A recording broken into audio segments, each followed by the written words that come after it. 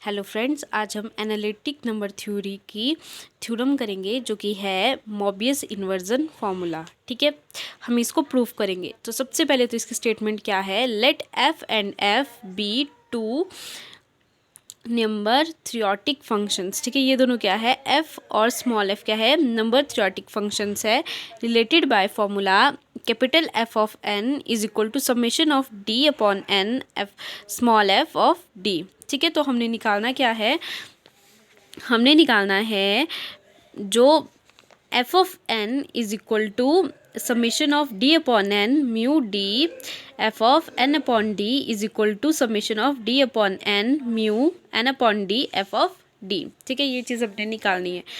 तो सबसे पहले तो देख लो कि ये डी अपॉन एन तो चलो ठीक है, अब ये एन अपॉन डी कहाँ से आया पहले वो देख लेते हैं।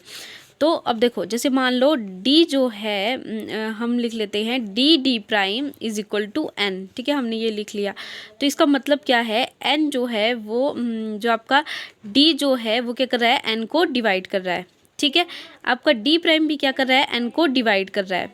एक तो ये हो गया। अगर मैं दूसरी तरह से देखूँ तो डी प्राइम जो है वो एन अपॉन डी को डिवाइड कर रहा है। ठीक है, क्योंकि ऐसा आ जाएगा ना, देखो डी प्राइम इधर आ जाएगा, एन इधर है और ये डी इधर मल्टीप्लाई करेगा पर जाके डिवाइड करेगा, तो ये आ जाएगा D prime divide N upon D. तो वही चीज़ यहाँ पे लिखी हुई है, देखो एन अपॉन डी। ठीक है, तो हम इसको लिख लेंगे पहले लेफ्ट हैंड साइड वाले को, summation of D upon N mu D F of N upon D. ठीक है, this is equal to summation of D upon N mu D. अब देखो यहाँ पे जो हमारे पास कैपिटल एफ ऑफ एफ है वो क्या है, एन अपॉन डी है, मतलब उसके अंदर, और इधर हमारे पास कैपिटल एफ ऑफ एन है, मतलब हमने एफ ऑफ एन की वैल्यू क्या है, स्मॉल एफ ऑफ डी हमने पुट करनी है ना।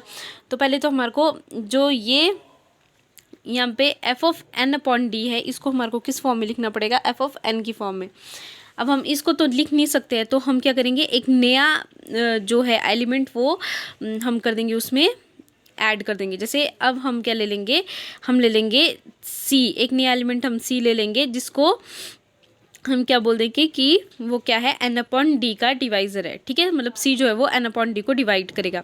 तो हम एन अपॉन डी की जगह क्या पुट कर देंगे, सी पुट कर देंगे यहाँ पे। ठीक है, तो कितना आ जाएगा, D upon summation of D upon N mu D F of, और एन अपॉन डी की जगह कितना लिख देंगे, सी, और यहाँ पे क्या था, देखो डी अपॉन एन था ना, अब यहाँ पे क्या लिख देंगे उसकी जगह, सी डिवाइड एन अपॉन डी। ठीक है, क्योंकि मैंने डिवाइज़र लिखना था ना, इधर सी है ना, तो सी के बारे में बताना है कि सी क्या है, वो डिवाइज़र है एन अपॉन डी का। अब क्या किया, समेशन को मैंने अलग से लिख लिया बार, और बाकी को एज इट इज़ लिख लिया। तो D upon N C divide N upon D mu D, और एफ ऑफ सी मैंने अंदर लिख लिया। ठीक है, अब हम सी के बारे में लिखते हैं कि ये सी एक्चुअल में है क्या। तो देखो डी डिवाइड कर रहा है एन को, सी डिवाइड कर रहा है एन अपॉन डी को, if and only if C divide N and D divide N upon C. अब देखो कैसे आया, डी जो है वो डिवाइड कर रहा है एन को, ठीक है, सी डिवाइड कर रहा है एन अपॉन डी को। अब इसका मतलब क्या हो गया, देखो सी डिवाइड कर रहा है एन अपॉन डी को, और डी जो डी प्राइम था वो भी किसको डिवाइड कर रहा है, एन अपॉन डी को। ठीक है, अब देखो डी डिवाइड कर रहा है एन को, डी प्राइम डिवाइड कर रहा है एन को, तो इसका मतलब है डी प्राइम किसके इक्वल हो जाएगा आपके पास, डी प्राइम इक्वल हो जाएगा आपके पास डी के, और डी किसको डिवाइड कर रहा है, एन को। तो इसका मतलब क्या हो गया कि जो सी है वो भी डिवाइड करेगा आपके एन को। ठीक है, अब देखो इसका मतलब ये है ना, देखो सी जो है वो डिवाइजर, सी जो है वो एन अपॉन डी को डिवाइड कर रहा है, डी प्राइम भी एन अपॉन डी को डिवाइड कर रहा है, मतलब ये दोनों हो गए आपस में इक्वल।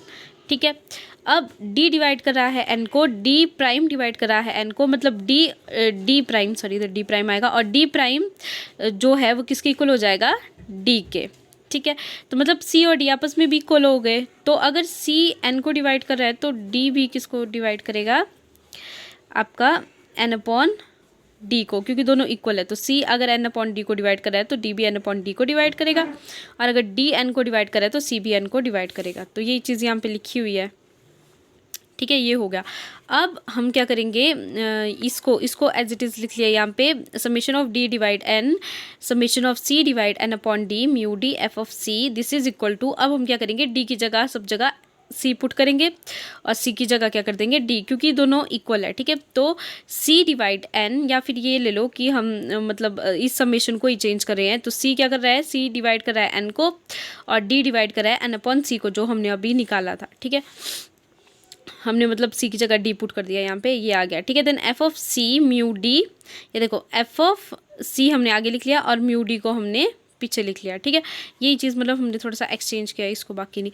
उसके बाद हमने क्या कर लिया, दोनों के समेशंस को अलग अलग लिख लिया। तो summation of C upon N F of C summation of D upon N upon C mu D. अब देखो जो D divide N upon C है ना म्यू डी, ये तभी वन, मतलब ये जो मोबियस फंक्शन म्यू डी है, मोबियस फंक्शन म्यू डी, ये तभी वन होगा जब N is equal to one होगा। यहाँ लिखा है देखो, by the using the theorem mu d is equal to 1 if n is equal to 1।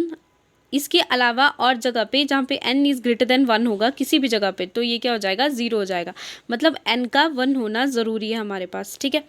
तो अभी इधर तो हमारे पास n अपॉन सी है, अब n तो 1 आ गया, अब c इस मतलब n अपॉन सी को 1 कैसे लेके आएंगे, तो n अपॉन सी तभी 1 हो सकता है आपके पास जब n इज इक्वल टू सी होगा, ठीक है। जब n इज इक्वल टू सी होगा तभी आपका मोबियस फंक्शन जो होगा वो 1 आएगा, अदरवाइज आपका मोबियस फंक्शन क्या आ जाएगा, आपका 0 आ जाएगा। मतलब n upon C is greater than 1 में क्या आ जाएगा, 0 आ जाएगा। तो इसलिए हमारे को जो n अपॉन सी है उसको 1 लेने के लिए दोनों को क्या लेना पड़ेगा, इक्वल लेना पड़ेगा।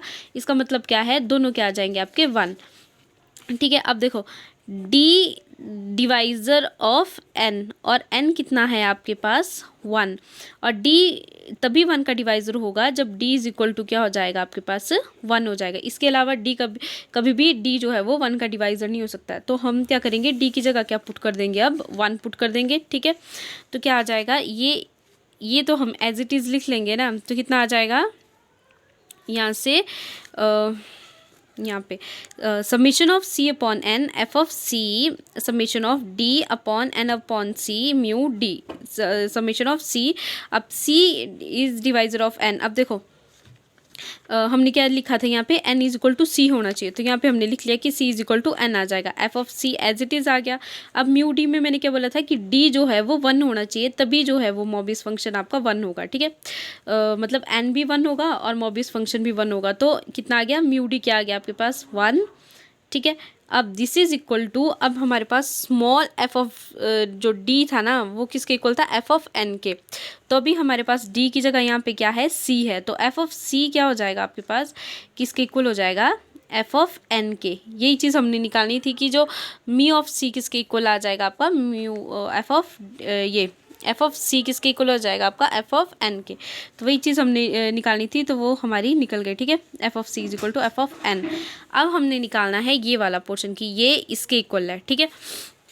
तो अभी तो हमारे पास है summation of C upon N F of C summation of D upon N upon C mu D, ठीक है।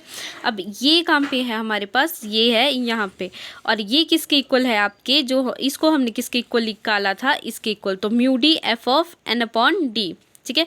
Summation of D upon N mu D F of N upon D इसके इक्वल है। तो हम यही लिखेंगे कि ये किसके मतलब ये जो है ना आपका, ये किसके इक्वल है, इसके, और ठीक है इसके भी इक्वल है, और किसके इक्वल है, एफ ऑफ एन के। वही चीज़ हम लिखेंगे आगे कि जो आपका ये तो निकल गया ना, एफ ऑफ एन के इक्वल है ये, ठीक है। Then D upon summation of D upon N mu D F of N upon D is equal to summation of D upon N summation of C, जो आपका ये फर्स्ट वाला था ना, देखो यहाँ पे ये जो है ये किसके इक्वल है आपके, इसके इक्वल जो हमने अभी लिखा था, ठीक है। तो ये किसके इक्वल हो गया आपका, D summation of D upon N C divide summation of C divide N upon D mu D F of C. और ये किसके इक्वल है, अभी हमने निकाला एफ ऑफ एन के इक्वल, तो वो हमने लिख दिया। मतलब ये तीनों के हैं आपस में इक्वल, यही हमने निकालना था, हैंस प्रूव्ड।